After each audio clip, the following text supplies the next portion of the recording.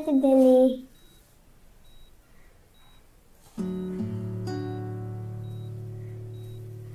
Mommy, what's wrong with Ate Billy po? Ba't di niya po ako kinakausap? Hindi po ba siya happy na makita ako dito? Anak, hindi yun ganon. Di ba kasi na-aksidente ang Ate Billy mo? Kaya hindi pa siya makapagsalita o kaya makakilos, gawa nun. Pero alam mo, sigurado ako tong tuwaya na nandito ka. Hindi lang niya ma-express.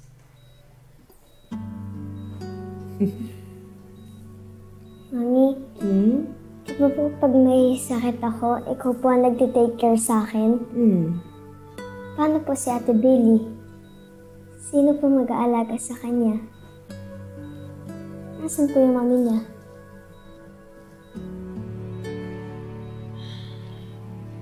Wala na kasi yung mami ni Ate Billy. Nasa heaven na siya. Pero, tayo naman ang mag-aalaga sa kanya. At kapag kasal na kami ni Tito Leon mo, magiging mami na rin ako ni Ate Billy. Okay lang ba yun? Yes po, Mommy. I will help you take care of Ate Billy po. Very good po. Billy, narinig mo ba yun? Nandito lang kami para sa'yo ni Tori, ha? Hindi ka namin pababayaan, hindi ka namin iiwan. Promise namin yan. Diba? Opo, Mommy. Yun na. Nurse, ito na yung gamot na pinapadili ni Doc. Paki-check naman. Okay po, sir. Check ko lang po. Kausa. Anong oras ka dumating? May nakita akong bulaklak dun sa kwarto ni Billy. Ikaw bang bumili na? Kausa. Ano, may babandalaw si Billy? Ako? Yung bulaklak? Oo. Ako bumili noon. Talaga? Oo. Oo, talaga. Hindi ko kasing akalain bibili ka pa ng bulaklak eh. Kadalasan, pagkain yung binibili mo para sa kanya. Oo nga. Kasi para maiba ba? Para sumaya naman si Billy.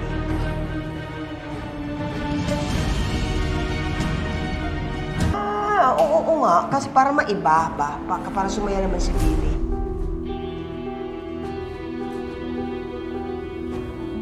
Wago! Saan ka galing? May tininan lang.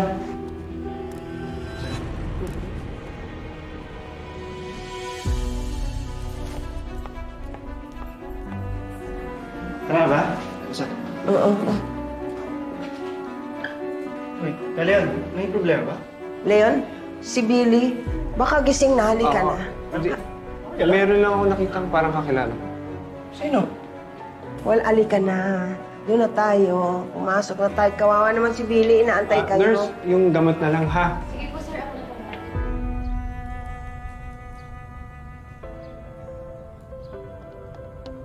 Ladies and gentlemen, today is a historic day. It is a brand new chapter for Hotel Helio Paradiso because it will now be known as Bellissima Hotel. Maraming pagbabago ang dapat abangan. So expect better services, new facilities, and renovations para mas maging world-class ang #1 chain of hotels dito sa Pilipinas.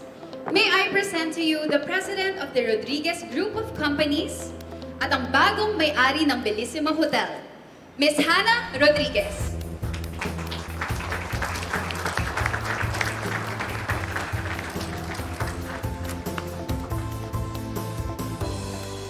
Thank you so much. I am very excited to lead Bellissima Hotel into a brighter future. And I pledge to maintain the service excellence that the previous owners made. Kailan dito? Hindi. May lakad kasi kami mamaya ni Jordan. Imimit namin Lauren na. Okay. Ano meron? Sino yan? Siya yung presidente ng bagong company na mag-take over sa hotel, si Miss Hannah. Our doors. Talaga? You will be making memories. Napakabata niya naman para maging head ng company. May mga nabasa ang article about it. Sobrang yaman daw ng pamilya niya. Wala na rin siya mga magulang kaya siya na yung nag-take over ng business. In fairness, magkano siya sa personal. Pero, medyo nakaka-intimidate lang yung dating niya. Wish ko lang hindi siya terror na boss. Hindi ko bet yung aura niya. Parang too good to be true. I'm sure nasa loob yung kulungan niya. Takes one to know one. Ang sabi mo?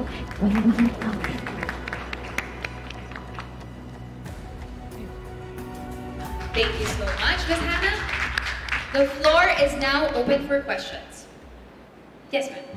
Bakit Bellissima ang name na napili ninyo for the rebranding of the hotel? Well, Bellissima is an Italian word and it means beautiful and breathtaking. And I think bagay naman sa hotel natin, di ba? Next question, please. Ano na pong mangyayari sa mga dating empleyado ng Hotel Helio Paradiso ngayong nakapag-take over na po kayo? Well, you know, I believe that they're the heart and soul of this company. And their hard work, their talent, their focus, and their passion and unwavering dedication did not go unnoticed. And I'm excited to learn from them and grow and get to know them, and we can all flourish sa Bellissima Hotel. Next question. Miss Hannah, we were informed na bukod sa Bellissima Hotel, marami pa po kayong upcoming projects, gaya ng pagpapatayo ng amusement park at pagkoconduct ng mga outreach programs. Sa sobrang busy ng schedule ninyo, may time pa po ba kayo sa love life? Well, I think I'm gonna have to ask my secretary. May oras pa ba? May time pa ba? May lugar pa ba sa schedule ko? Kidding aside, Miss Hannah, wala po ba kayong plano to settle down o magpamilya? Hindi po ba kayo nalulungkot na sobrang successful ninyo and you were on top, pero nag-iisa lamang po kayo? I'm really sorry, but that's all the time that we have for now. Kailangan na pong umalis ni Ms. Hannah due to her prior commitments. But thank you all for coming today. Thank you. Thank you. I'll invite that reporter sa next press one. Yes, Gina. Shut po.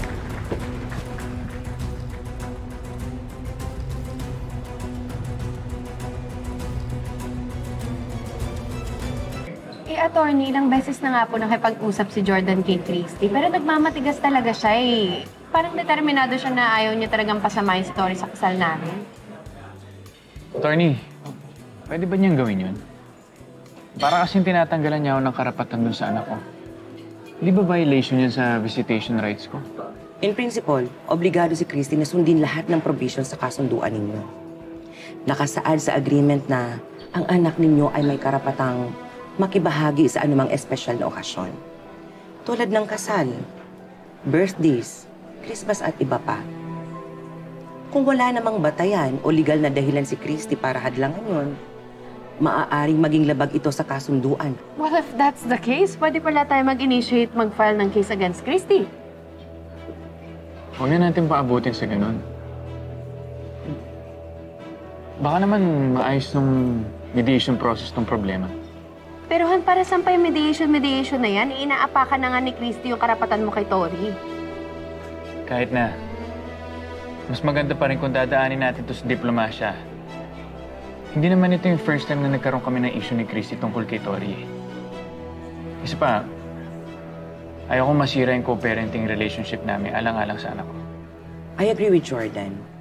And besides, malapit na naman ang kasal ninyo. Kung ang main objective right now ay maka-attend si Tori sa wedding, mas mabilis ang proseso ng mediation. Para hindi na rin kayo maabala. Compared to going through the court system. Sige, Atty. Pakiasikaso na lang agad.